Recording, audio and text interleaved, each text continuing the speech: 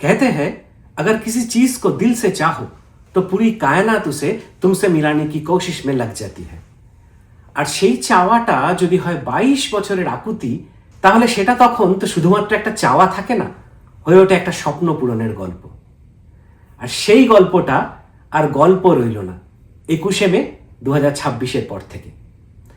কিশোর ভারতী স্টেডিয়ামে যখন সেদিন রেফারির শেষ বাঁশিটা বাজলো, তখন সারা পৃথিবীতে ছড়িয়ে থাকা হাজার হাজার ইস্টবেঙ্গল সাপোর্টারদের এক অন্তহীন প্রতীক্ষার অবসান হলো। আবার প্রমাণ হলো স্বপ্ন দেখা বন্ধ করতে নেই।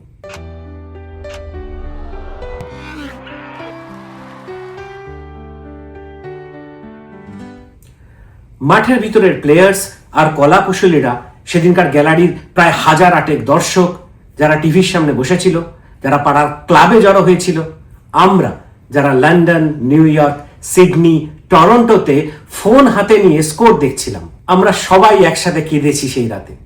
কারণ 22টা বছর আমরা এই মুহূর্তের জন্য অপেক্ষা করেছি। সেই মুহূর্তটা যখন প্লেয়াররা ঘাসের ওপর হাঁটু গেড়ে বসে পড়ল, কেউ মাটি ছুঁয়ে চুমু খেলো, কেউ আকাশের দিকে তাকিয়ে রইল অনেকক্ষণ। তাকে যেন বলতে চাইছিল, দেখলে তো, পেরেছি। পুরো গ্যালারি লাল হলুদ, আর চারিদিকে শুধু একটাই আওয়াজ, east Bengal, east Bengal, east Bengal.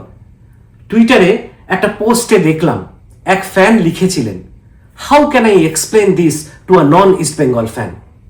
সত্যি কিভাবে বোঝাবো বলুন তো what I went through right at that moment. কারণ 22 বছরের এই অপেক্ষাটা তো সহজ ছিল না। আর লড়াইটাও তো শুধু 22 বছরের না, আমাদের এই লড়াইটা একটা লেগাসি।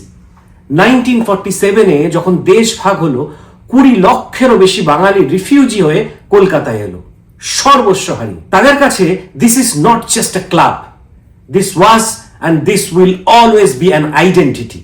একটা হারিয়ে যাওয়া দেশের শেষ স্মৃতি, একটা ভিটে হারানো মানুষের একমাত্র সম্বল।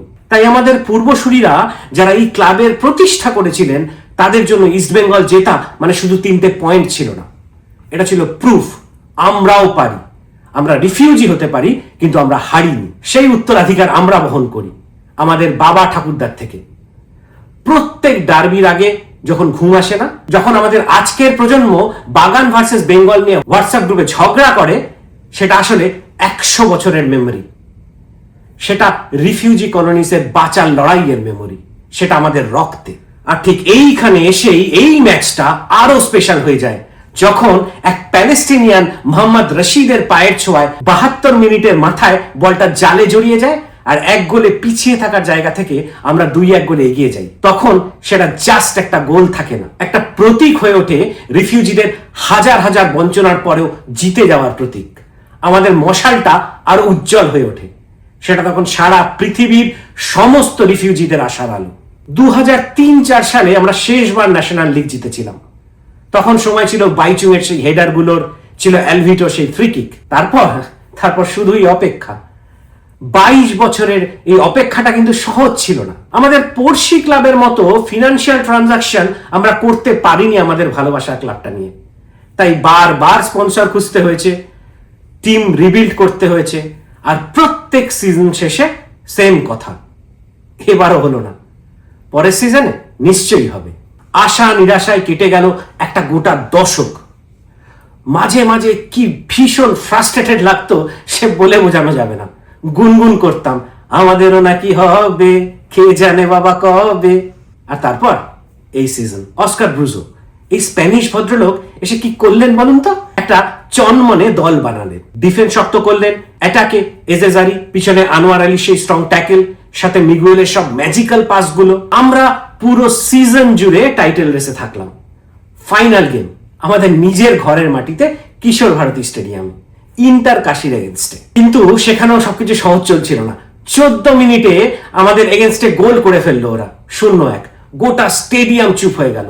আবার সেই পুরনো ভয়, এবারও কি ফসকে যাবে? কিন্তু না, এই দল আলাদা ছিল। 50 মিনিটে আনোয়ার আলীর সেই দুরন্ত থ্রু পাস ডিফেন্স পাক করে, ইউসুফ এজেজারির পায়ে গোল, 1-1। স্টেডিয়াম কাঁপল। তারপর 72 মিনিট বিপিন সিং এর ডান দিক থেকে একটা ক্রস, পারফেক্ট ক্রস, আর মোহাম্মদ রশিদের পাছে বলটা জালে জড়িয়ে গেল, 2-1। বাকি 18 মিনিট প্রত্যেক সেকেন্ড মনে হচ্ছিল এক অনন্ত সময়, আর তার সাথে প্রতি মুহূর্তে অন্য ম্যাচে কি হচ্ছে তার আপডেট দেখা, আর প্রতি সেকেন্ডে হার্টবিট একটু একটু করে বেড়ে যাচ্ছিল। We had to win and finally that moment, that final whistle. আমি তো কান্না থামাতেই পারছিলাম না। তারপরে কাঁদলাম আনন্দে, কাঁদলাম স্বস্তিতে, কাঁদলাম সেই মানুষগুলোর জন্য যারা এই দিনটা দেখতে পেলেন না।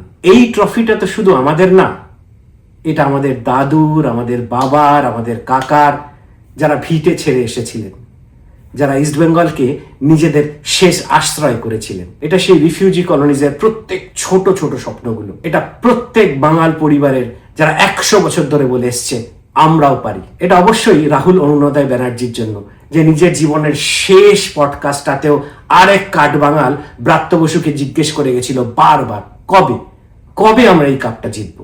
একটা ইনস্টা রিলে দেখলাম ম্যাচের ঠিক পরেই সেলিব্রেশনের মাঝে মাঠে বসে একটি ছেলে আকাশের দিকে তাকিয়ে হাত তুলে হাপুস নয়নে কাঁদতে কাঁদতে বলছে, দেখো দাদু দেখো, আমরা জিতে গেছি। হোপ তুমিও এটা দেখতে পেয়েছো রাহুল। ঠিক 22 বছর পরেই 7 সমুদ্র পারে লন্ডনের ক্লাব আর্সেনাল আবার ইপিএল জিতলো। আমি ঘোরতর আর্সেনাল বিরোধী, সবসময় ওদের এগেনস্টে যেই ক্লাব খেলে তাদের আমি সাপোর্ট করি। কিন্তু গত মঙ্গলবার 19 তারিখ যখন আর্সেনাল চ্যাম্পিয়ন হলো, তখন ওদের খেলোয়াড় আর সাপোর্টারদের উল্লাস দেখে প্রথমবার আমি মনে মনে বলেছিলাম যে আমি তোমাদের বুঝি। একটু আশাটাও বেড়েছিল যে এবার হয়তো আমরাও পারবো। আমি জানি আমার মতো সারা পৃথিবীর বহু সমর্থকের গল্প জাস্ট এইরকম সেম। আমাদের সবার বাবা দাদুদের জন্য যারা এই দিনটা দেখলেন না, এই ট্রফিটা আপনাদেরও। জয় ইস্ট বেঙ্গল, জয় লাল, জয় বাংলার ফুটবলের জয়।